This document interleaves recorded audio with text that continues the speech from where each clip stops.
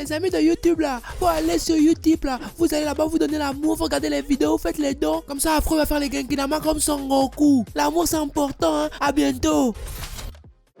Ohio Minna ici Afro, j'espère que vous avez la pêche car moi c'est le feu. Bienvenue dans le Bendo, dans le Banks si tu préfères. Et aujourd'hui on se retrouve pour la review de l'épisode 7 de Dr Stone. Toujours en direct du Deblé, j'essaye de trouver la force de faire des vidéos pour vous.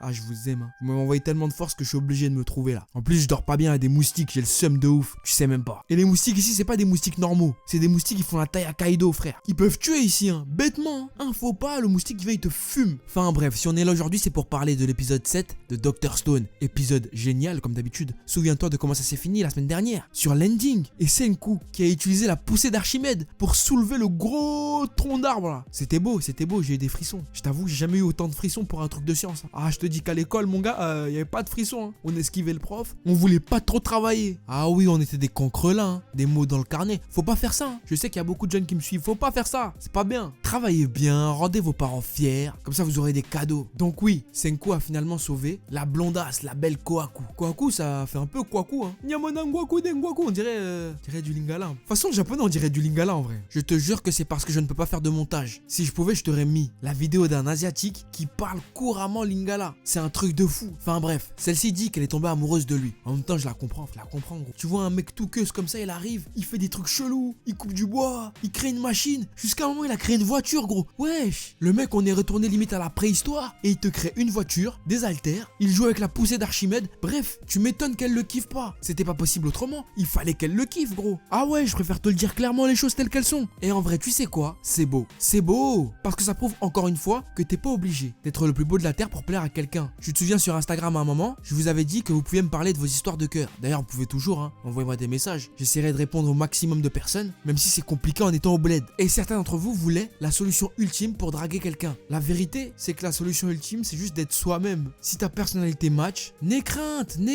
Et je sais qu'il y en a parmi vous qui n'ont encore jamais eu de petite copine. Je sais, la partie il est hardcore, on parlait de Dr Stone et là on parle de petite copine. Mais il faut que je vous le dise quand même. Eh bien prenez votre temps.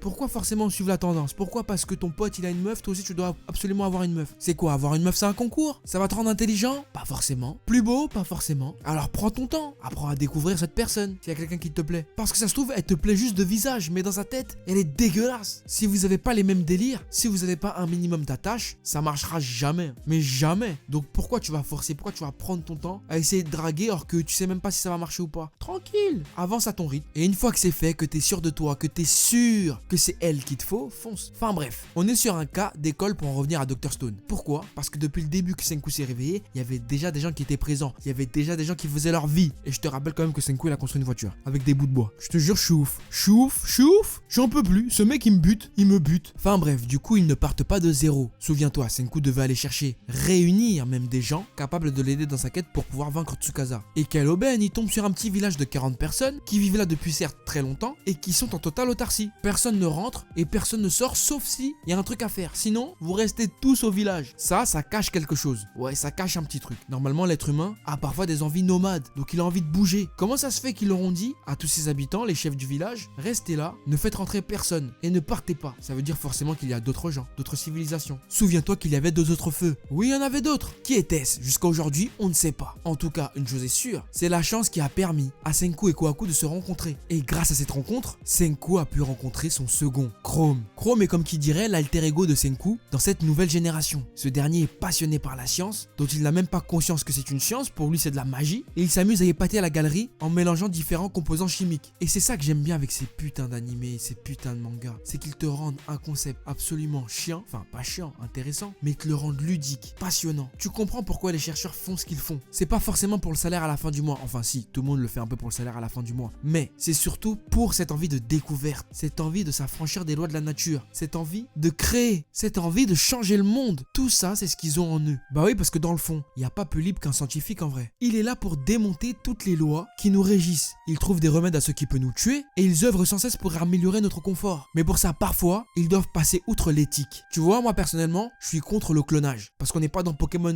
version rouge, hein, avec le bug de la Game Boy là. Tu imagines à quel point c'est triste, à quel point c'est chum. Le clonage va apporter une uniformité à l'être humain dont il n'a pas besoin. Moi, ce qui me fait kiffer, c'est de voir à quel point chaque humain est différent. Il y en a qui ont des longs nez, des des nez crochus, des grosses bouches, des grosses narines. C'est super stylé, c'est ce qui nous représente vraiment, je pense. Ça là, le fait qu'on soit tous différents, c'est ça qui rend la chose magnifique. Donc moi, pour moi, vous savez, hein, si un jour il y a un mec qui décide de vouloir me cloner, vous lui dites non, non, non, non. Même s'il a l'action replay, hein, vous lui dites non. Le clonage, ça pue la merde. Putain, j'ai dérivé sur le clonage. Enfin bref. Donc du coup, Senku et son nouvel ami Chrome, ou disciple, appelle-le comme tu veux, ont aménagé dans le laboratoire de Chrome. Et ça, c'est parfait parce que Senku avait lui aussi besoin d'un laboratoire. Tu t'imagines de l'aubaine qu'il a eu? Il a laissé son labo à lui et il en trouve un nouveau et en plus avec un assistant. C'est un truc de ouf. Sauf que cela dit, il a atterri dans un village avec des règles. Et notamment, il y a des guerriers pour le surveiller. J'ai bien aimé le fait qu'il est suédois. Le gars musclé chelou là, en transformant sa lance en lance plaqué or. Ça m'a buté ça. C'est-à-dire déjà même à l'époque,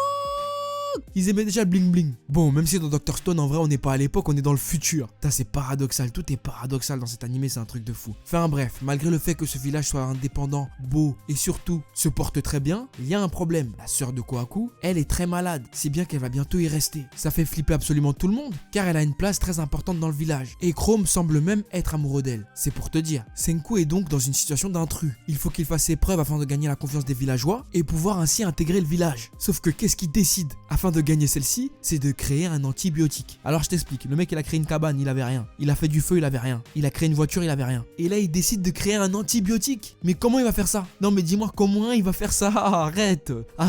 On parle d'un antibiotique mon pote. On parle de trucs qui se fait dans un laboratoire avec des gens avec des masques, des lunettes, des trucs chelous. Négro, quel est le fuck? Je ne comprends pas. C'est-à-dire que plus on avance dans cet animé, plus le perso, mais je le surkiffe. Y a pas de bagarre hein. Et pourtant, Tsukasa il est chaud, t'as vu? Il met des points du hacker, il coupe des arbres. Laisse tomber. Mais là je te parle la vérité, je peux pas le suivre. Je peux pas le suivre sur ce coup-là. Je me dis que là il abuse un peu. Créer un antibiotique, je veux bien les voitures avec du bout de bois et tout. Mais là non, il va pas me faire croire qu'il va faire un antibiotique. On monte, on descend les gars, c'est pas possible. Il peut pas faire ça. Arrêtez.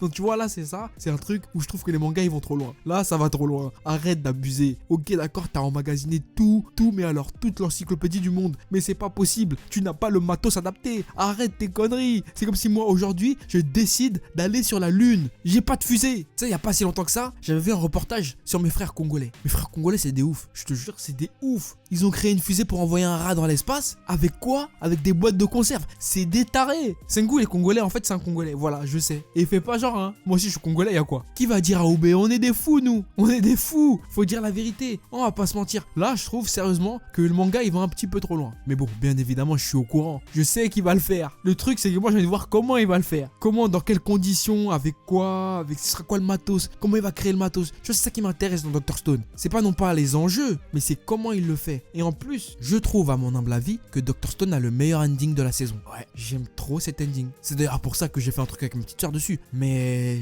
ouais, je suis intrigué, subjugué par le charisme de ce personnage. Partout où il va, il met d'accord tout le monde. Sachant bien que là, moi en vrai, ce qui me fait flipper, c'est la suite. En vrai, c'est pour Taiju et sa copine là. Parce que eux, ils veulent aller avec Tsukasa. Mais Tsukasa, il est pas con. Tu vois qu'il est bête lui. Il sent qu'il y a un problème. Pourquoi il reviendrait pour pouvoir se mettre avec eux? Pourquoi? Moi j'ai peur qu'il les tue hein. Je te dis la vérité, c'est un malade dans sa tête. Cet homme est vraiment dangereux, il est instable, il est pas digne de confiance. Donc pendant que Senku fait ses aventures là, moi j'aimerais bien voir un peu de Tsukasa et Taiju. J'ai peur pour Taiju parce que Taiju il sait que se défendre. C'est pas un bagarreur. Enfin bref, en tout cas cet épisode moi j'ai kiffé de ouf. C'est du Dr Stone quoi, c'est du grand art. On a passé un bon moment, on a découvert de nouveaux personnages. Certains passages étaient vachement drôles. Et voilà quoi, les personnages sont intéressants. T'en apprends un peu plus sur Senku. Et c'est ça que je reproche à Shinra, c'est qu'il est trop vide comparé à un héros de shonen. Mais voilà, là tout de suite j'aimerais bien avoir ton avis sur l'épisode. Est-ce que tu as kiffé, pas kiffé, est-ce que tu as détesté? Dis-moi tout dans les commentaires, ça m'intéresse de fou. Je vais les lire, j'ai hâte de ouf. Sur ce c'est la fin de cette vidéo, j'espère qu'elle t'aura plu. N'hésite pas à mettre un gros pouce bleu si tu l'as apprécié, abonne-toi à la chaîne et rejoins la famille frérot, c'est important. Suis-moi sur les réseaux sociaux, Facebook, Twitter et Instagram pour ne rien louper de l'actu de la chaîne. N'oublie pas que tu peux me soutenir sur YouTube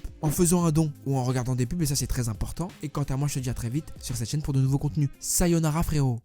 Allo, t'es où descends? Chaque pote dans sa coche, je repars en courant. Mais moi j'oublie rien, je suis trop content. Je suis venu pour couper des têtes et des tympans. Réponds-moi au phone tel quand je t'appelle. Les bitches sont pressées comme si c'était Noël. Elles parlent pas chinois mais finiront au lit. Je les baisse fort en criant ici c'est Paris. Tant pis, je n'ai gros trop de flow, j'ai la vie devant moi. Aujourd'hui tu slopes mais demain tu suceras. Y'a que devant le daron que je regarde vers le bas. Chérie fais des squats sinon moi je te ken pas. On se connaît pas, négro, m'en veux pas, je vais faire du sale. J'avais tout prévu depuis l'époque où je regardais la. Je mets le shit dans la chaussette, sans peur qu'on m'arrête. Je m'en bats les couilles des disquettes, je prendrai pas perpète. J'mets le shit dans la chaussette.